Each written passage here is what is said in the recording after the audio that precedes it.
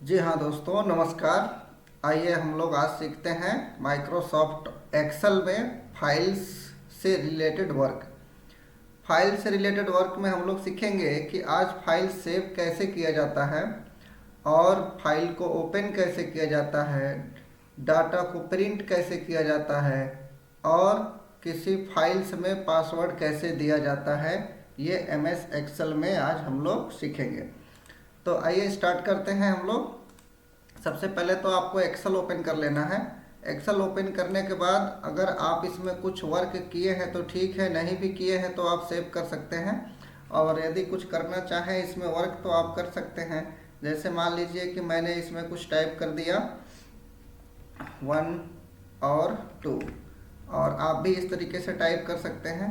देख सकते हैं आसानी से आप लोग टाइप कर सकते हैं ये, और ड्रैग करके नंबरिंग टाइप कर सकते हैं। मैंने आप लोगों को बताया था पिछला वीडियो में। तो इस तरीके से आप टाइप करके, और कम से कम 2 को यहाँ सेलेक्ट करना है और ऐसे ड्रैग कर लेना है। ठीक, ध्यान रखना है। अगला मैं चेंज कर रहा हूँ, और इस तरीके से आप सेलेक्ट करके और ड्रैग कर लेना है। ठीक, तो उम्मीद करते हैं कि आप लोग इस तरीके से कर लेंगे। और देखिए मैं 10 और 20 लिखा, इसके बाद भी मैंने ऐसे ड्रैग किया।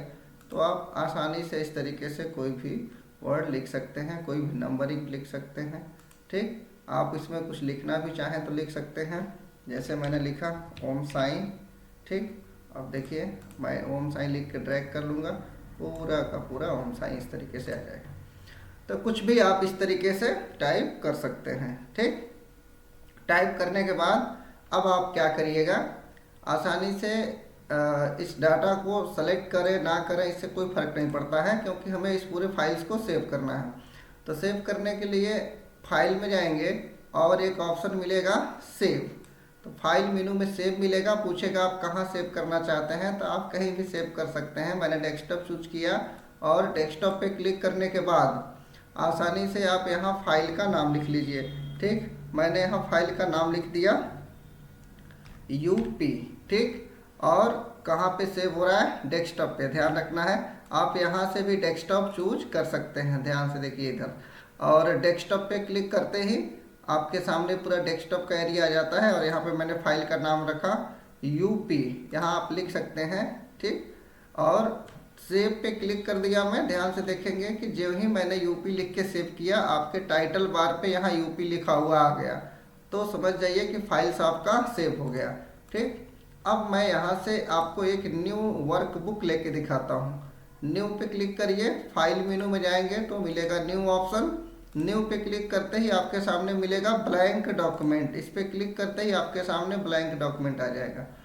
और इसको क्लोज करना है तो फाइल में ही जा करके और क्लोज ऑप्शन पे क्लिक करेंगे। कंट्रोल W शॉर्टकट होता है इसका, ध्यान रखना है। न्यू का कंट्रोल N होता है और कंट्रोल W क्लोज का होता है। तो जो ही क्लोज करेंगे देखिए वो वर्कबुक क्लोज हो गया। फिर से देखिए आप लोग, न्यू ऑप्शन से ब्लैंक वर्कबुक ओपन होगा और क्लोज ऑप्शन से वर्कबुक क्लोज हो जाएगा। न्यू का शॉर्टकट कंट्रोल+N होता है और क्लोज का कंट्रोल+W, ये याद रखना है। ठीक, और सेव करना आप सीख गए। अगर आपको ओपन करना है तो चलिए मैं ब्लैंक वर्कबुक ले लेता हूँ और मैं फाइल को ओपन करके दिखाता हूँ आपको। तो ओपन करने के लिए आप ओपन ऑप्शन में जाएंगे और यहाँ से कहाँ पे फाइल को रखे हैं ये चूज करना है। वैसे आप तत्काल में जो सेव किए रहेंगे फाइल को, वो रिसेंट में यहाँ दिखता है। इस पर क्लिक कर देने से भी आपका फाइल ओपन हो जाएगा। अन्यथा आप कहीं और भी रखे हों तो आप क्लिक करिए। अगर डेस्कटॉप पे रखे हैं तो डेस्कटॉप पे जाइए और यहाँ से जो भी फाइल से अपना चूज करिए और ओपन कर लीजिए। आपके सामने वो फाइल ओपन हो जाएगा। तो ध्यान रखना है कि आप फाइल मेनू में जा करके ओपन ऑप्शन में, जिसका शॉर्टकट कंट्रोल+O होता है, और आप ओपन कर सकते हैं फाइल को। डायरेक्टली आप कंट्रोल O प्रेस करके भी फाइल को ओपन कर सकते हैं। ठीक, और अगला ऑप्शन जो है इसमें सेव एज है। देखिए इसका काम क्या होता है। अब मैंने तो फाइल को सेव कर दिया यूपी नाम से, अब मुझे उस फाइल का नाम चेंज करना है या उसमें मुझे पासवर्ड वगैरह ऐड करने हैं, तो आप कुछ भी कर सकते हैं। ध्यान दीजिएगा, मैंने सेव एज पे क्लिक किया और अपना फाइल जो मेरा था यूपी नाम से, इस फाइल को मैं यहाँ से चाहूँ तो चेंज कर सकता हूँ। जैसे मैंने फाइल का नाम दे दिया संजय, और मैं इसको डेस्कटॉप से हटा करके अब डॉक्यूमेंट में सेव कर रहा हूँ। डेस्कटॉप पे भी रहेगा, अब यहाँ डॉक्यूमेंट में भी आ जाएगा संजय नाम का फाइल। और मैं इसको टूल्स ऑप्शन में जा करके, जनरल ऑप्शन में जा करके यहाँ से पासवर्ड देता हूँ 1 2 3 और 1 2 3, ओके करेंगे, पुनः 1 2 3 और ओके करेंगे 1 2 3 और ओके करके सेव कर देंगे। ध्यान रखेंगे ये फाइल्स आपका सेव हो गया होगा। अब मैं इसे क्लोज करता हूँ, देखिए वर्कबुक क्लोज हो गया, ठीक। और मैं पुनः क्लोज करके दिखाता हूँ, देखिए ये पूरा वर्कबुक क्लोज हो गया। जब आपके सामने एक भी वर्कबुक नहीं ओपन रहेगा तो आपके सामने ऐसे ही ब्लैंक एरिया दिखाई देगा।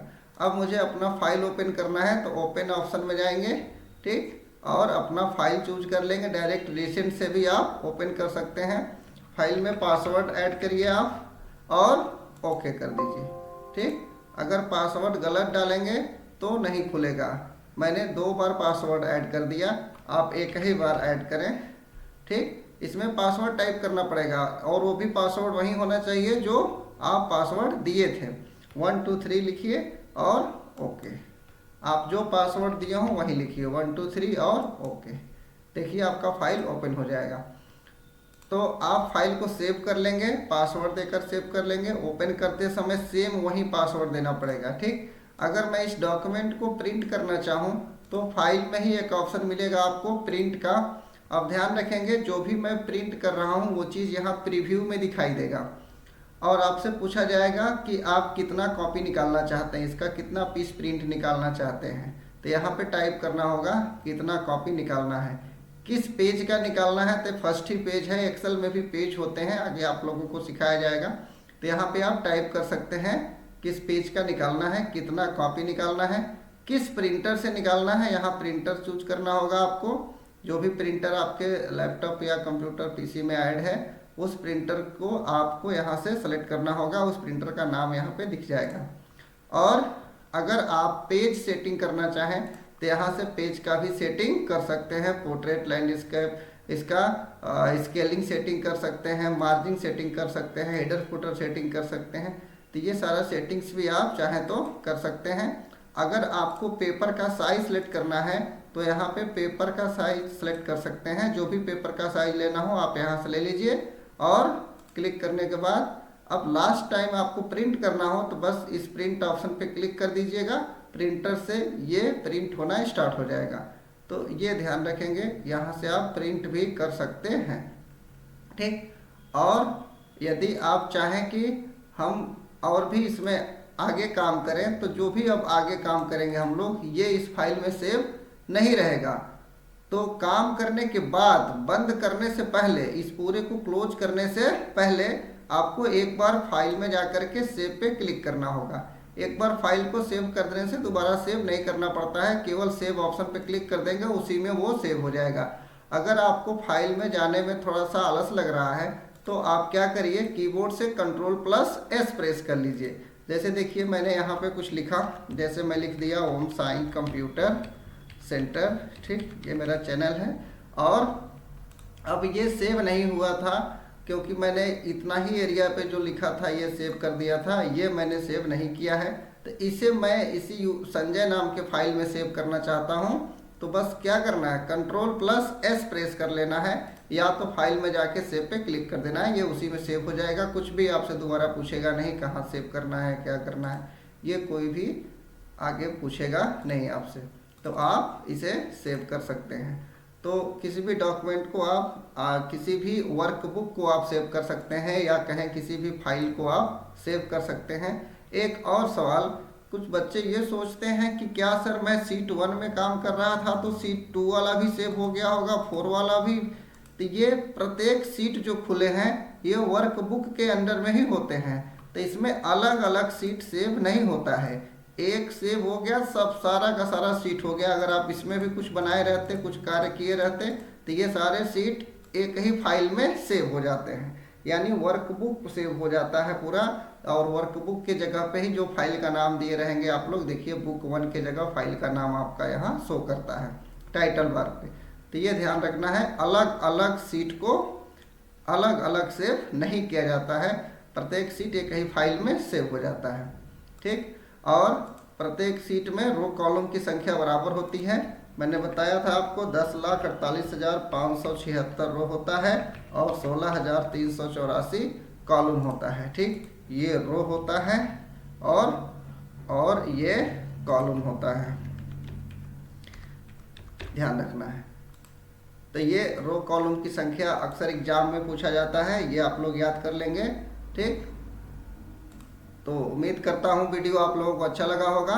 फिर मिलेंगे ब्रेक के बाद इसी चैनल पे।